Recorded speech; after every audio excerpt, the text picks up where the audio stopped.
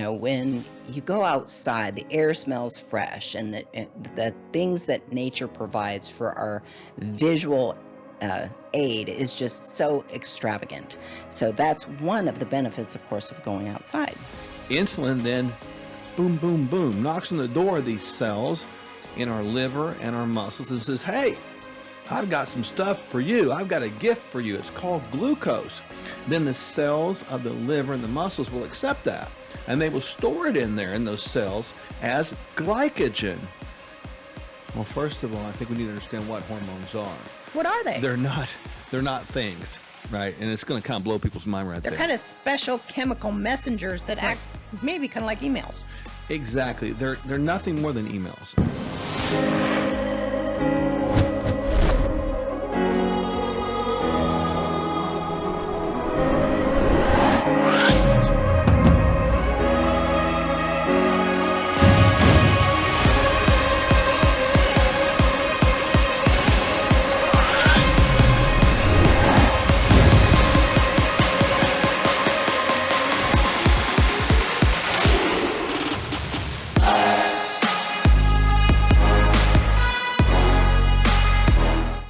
Don't you just feel like a good walk outside sometimes? The fresh air, the sunshine, to feel the heat of the sunshine on your skin, or the breeze going by, or some of the smells. Outdoor exercise, outdoor movement sometimes is just what the doctor ordered, but it can actually make a difference. There is differences probably between exercising indoors versus outdoors. I mean, we need to move, but perhaps we need to have a discussion on what are some pros and cons of each? Well, let's just talk about outdoors for a minute. When you go outside, the air smells fresh, and the things that nature provides for our visual aid is just so extravagant. So that's one of the benefits, of course, of going outside.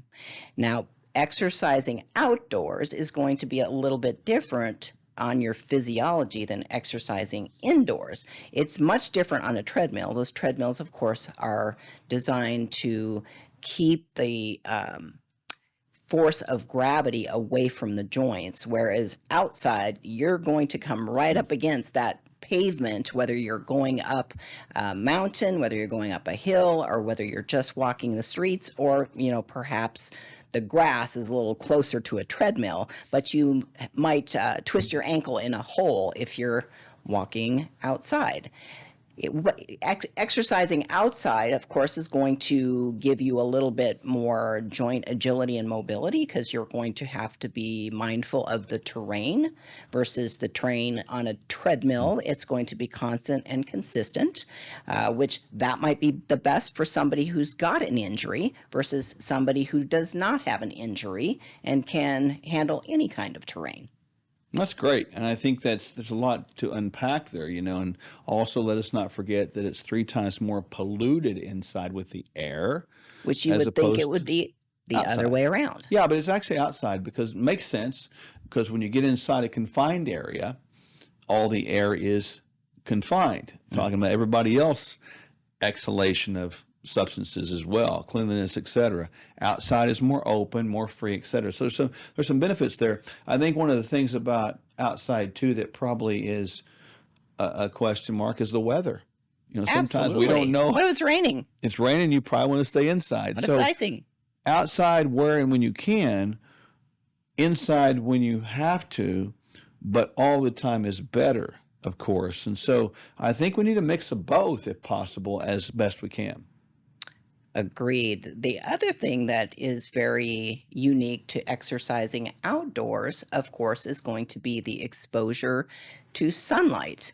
Even if the sun is behind the clouds, you do get some exposure from the sunlight, and it does, affect the brain and create a little sense of happiness. Doesn't the sun just seem to change everybody's mood?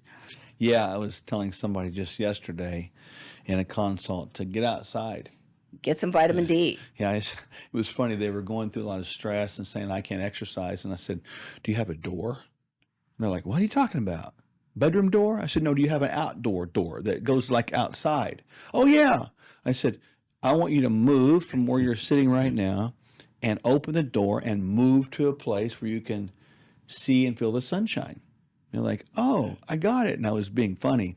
But there's healing in the sunshine, both S-U-N and S-O-N, I suppose.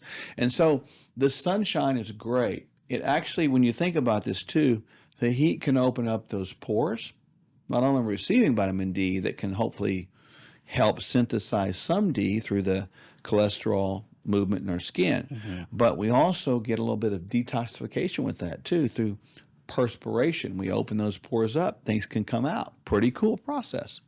Yes, but that would be indoors and outdoors. That's right.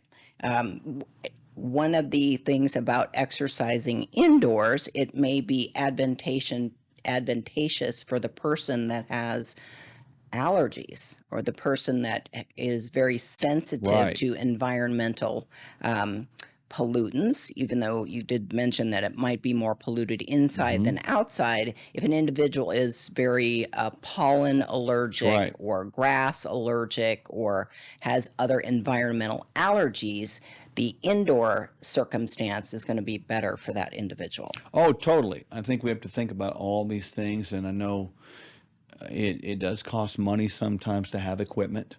That could be the guest list is a con of this or a potential negative of inside activity. But it doesn't really cost anything to go outside. You don't have to, yet anyway, we don't have to pay a fee to go outside of our house. You don't have to pay tolls like when you walk down the road. Yet, I'm being funny with that, yet. But get outside, man, as best you can. I like the advantages of that. I think it's good, and it provides at least an avenue where people can go out for a walk at least. Well, and I myself am a social person. In that gym environment, there's the potential to have group classes. There's the potential to interact with other people, to have somebody spot you, to have somebody, interact with you, maybe check a technique. Some people would benefit from a personal trainer. So all of the aspects of being indoors, it's just going to vary based on the individual and what their goals and desires are. So when it gets down to it, when you talk about exercise as a whole, inside, outside, we've talked about some pros and cons, benefits, and perhaps perceived negatives. We got to move. Move more, sit less, but exercise is the name of the game. The only day you don't exercise is the day you're dead. Just think about that, ponder that, and here's to exercising every day. Coming up next, diving into glycogen and its role in aging. And it does cause us to age faster. Coming up next. There's a lot of talk these days about human enhancement. Terms like biohacking, bioharmonizing, biosynergizing, stacking, resilience, and anti-fragility. In our clinic, the Functional Medical Institute, we've been helping people of all shapes, sizes, and backgrounds improve their quality of their physiology and maximize their lives. So, you can follow the latest fads and gimmicks and maybe find some things that work for you. Or you can add Kingdom Fuel to your daily regimen right now. It's the simple start to a transformed life. Our unique meal shakes are balanced, low glycemic, rich in fiber with 20 grams of clean protein, essential vitamins and minerals, healthy fats, and organic fruits and vegetables. Kingdom Fuel is vegan with a complete amino acid profile. No gimmicks, just proven results. Start today at sherwood.tv/fuel.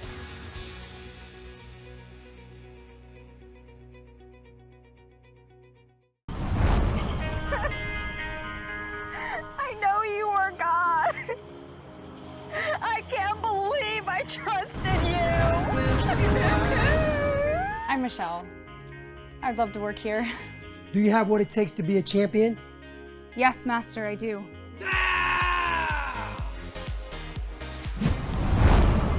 We need to get you more competition. National? And finally, the Olympic team selection tournament. Did somebody try to hurt you again? Yes. But I don't think anyone will ever believe me. She's working on being a homeless Olympic champion, and now she has somebody footing the bill for college so she can become a doctor. We have to pray on the list so that in all of God's glory, each item on the list will come to a fruitful, and gratifying beginning. I don't know about you, but I have to have that cup of coffee in the morning. And Kingdom Cup is mold-free, it is pesticide-free, and it is organic. It's got this flavor that is delicious. You don't even have to put cream or sweetener in it. And it's Kingdom Cup with a K, K. right? So this is important. 50% of all coffee at least contains mold. And this is the key thing. That's in bean form, right? So you're going to be a little grinder. They're just a few bucks. Grind it up, put it in your maker, and make it. Why did we go with the bean form, the whole bean? Because ultimately the powder form is the one that gathers the most moisture. And that means the more potential mold development. So this is actually organic, mold-free, certified. It's got a little certificate with it. That's important because ultimately people drink coffee. It's cultural. And so we tried to meet the culture where it is and create a healthy alternative.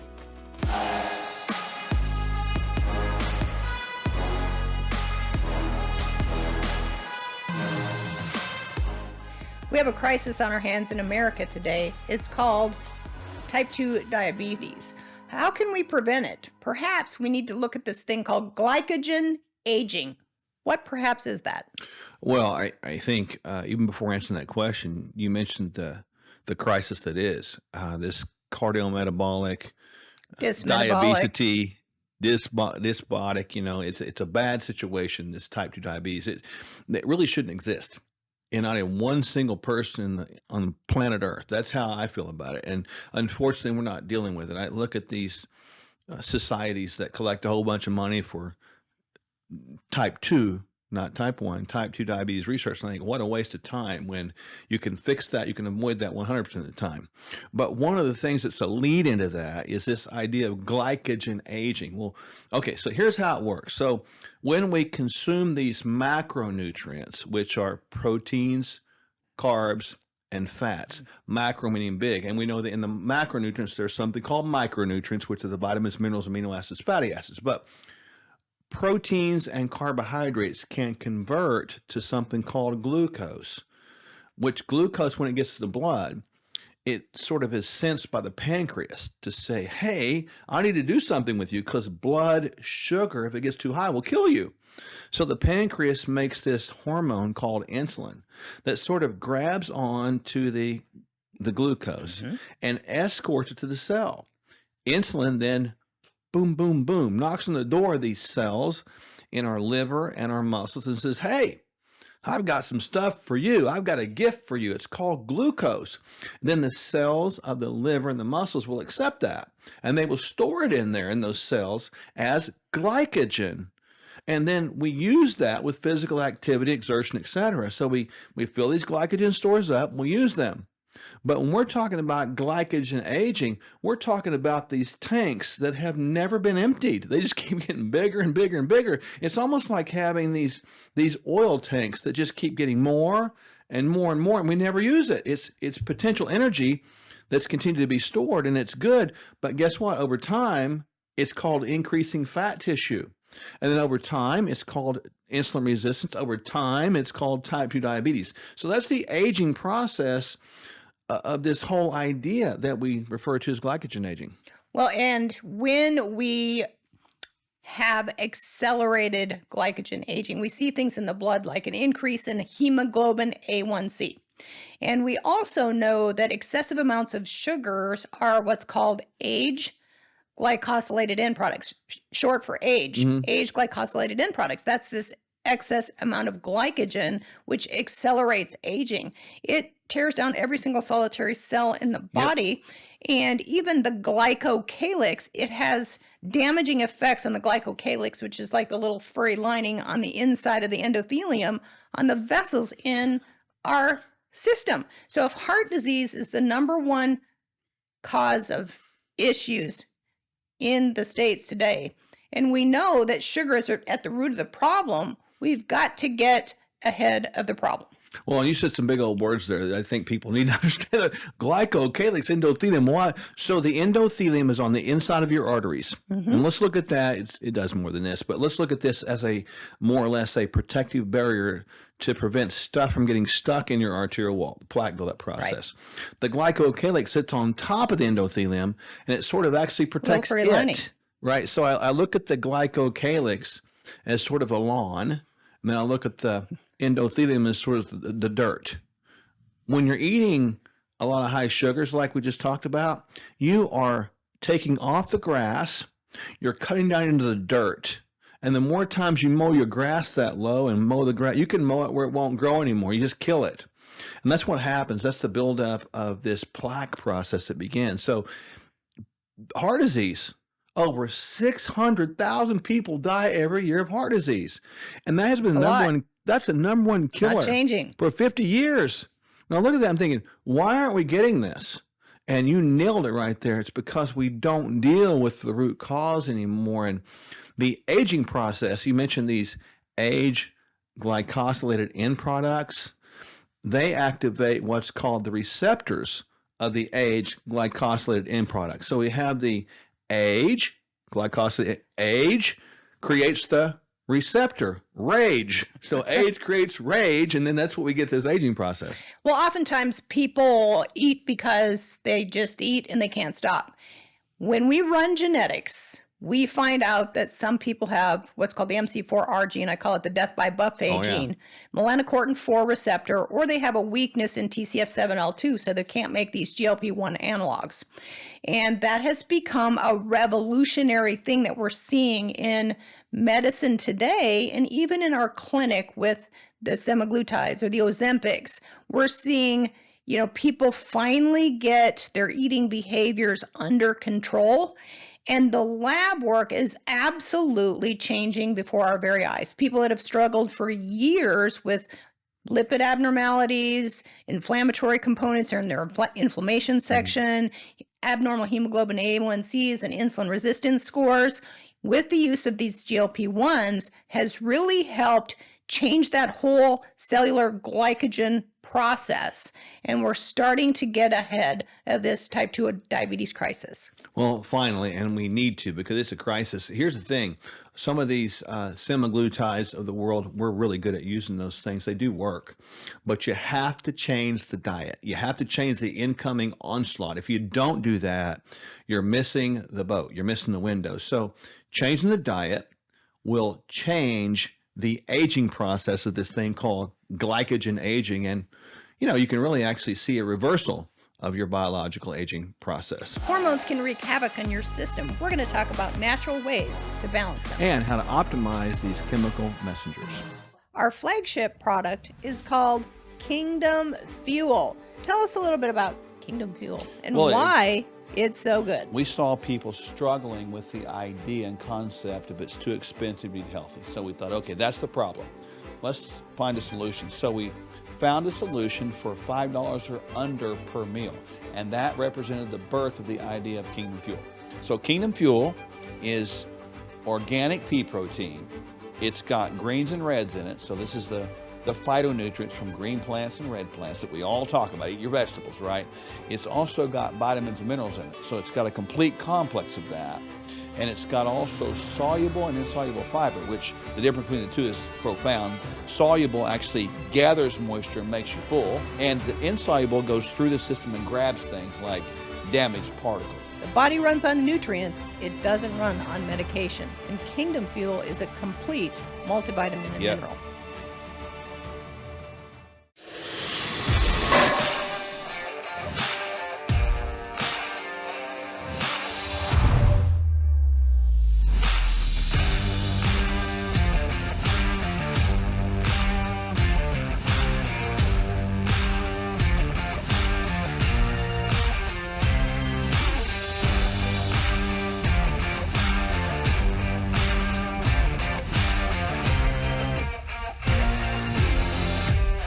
I don't know about you, but I have to have that cup of coffee in the morning. And Kingdom Cup is mold-free, it is pesticide-free, and it is organic.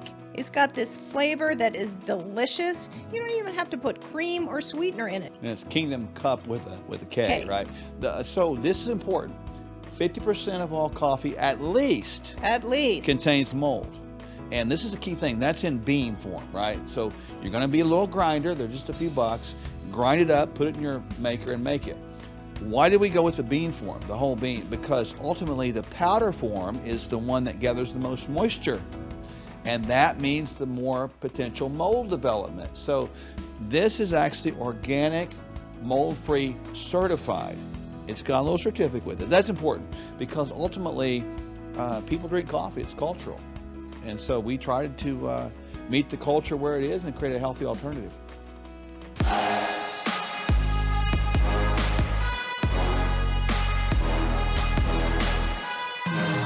Hormones come up oftentimes in conversation these days. We're going to talk about some natural ways to balance hormones.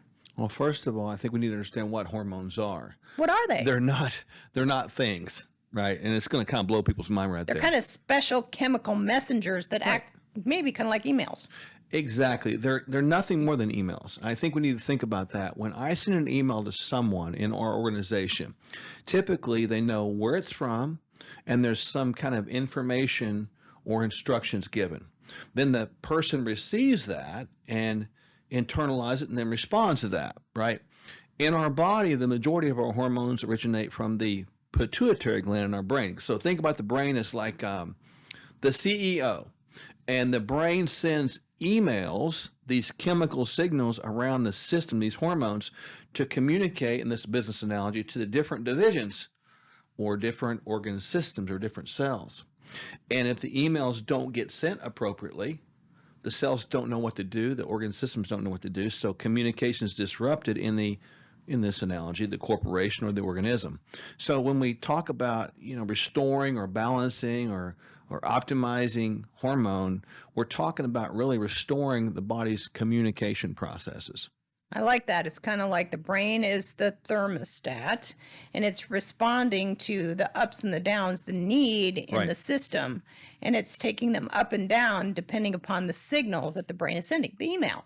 Yeah, and it's a communication process that operates in the feedback loop. For example, if one hormone creates the generation of something and the something that's generated gets back to the brain hears it, and they're like, oh, good, thank you. They don't have to send that hormone or that signal for a while until they realize there's not enough of that thing that they need to create. And then at that time, they have to send it again. So it's this reverse feedback loop that's communication about. And so it really is reasonable when you think about it. It's pretty ingenious the way God made our bodies. So basically, that's called the HPA axis, or hypothalamic pituitary adrenal thyroid gonadal axis, if you want to put it all together. Those are the hormones that we're really talking about regulating, and at the root of dysregulation is this hormone insulin. Yep. And we've talked a lot about the vicious cookie cycle and how insulin is such a disruptor in the inability to get rid of excess fat tissue if we don't eat right. How is insulin also at the top of the food chain in disrupting all the other hormones? Well, I think people don't look at it like this enough. So what is insulin? Insulin is a hormone that helps regulate blood sugar. That's good because too much glucose in the blood will kill you. So too much glucose in the blood, or glucose in the blood period, signals the pancreas to create insulin. So insulin's job is to then escort and sort of bring glucose to the cellular level and to be stored as glycogen in the liver and the muscle cells. But what if we continue to eat a high glucose converting meal, high carbohydrates, high sugar, etc.? We get this enormous amount of insulin. And insulin at that point keeps pushing out there. And key point, too much insulin is an inflammatory, fat-storing hormone. So how does this disrupt things? So what happens is too much insulin comes up. We can't store glucose anymore. We begin to accumulate fat.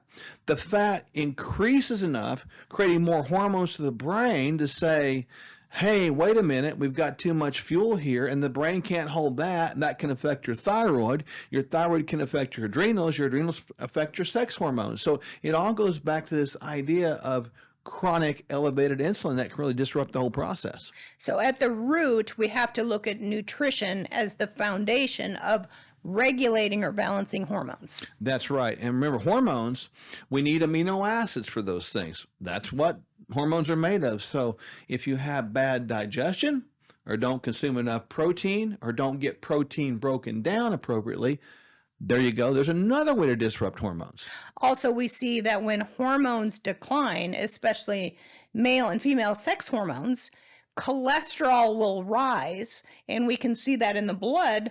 Cholesterol is actually the precursor to the sex steroids. So when we see that, something in the body is becoming unbalanced. Oftentimes, nutrition is at the root.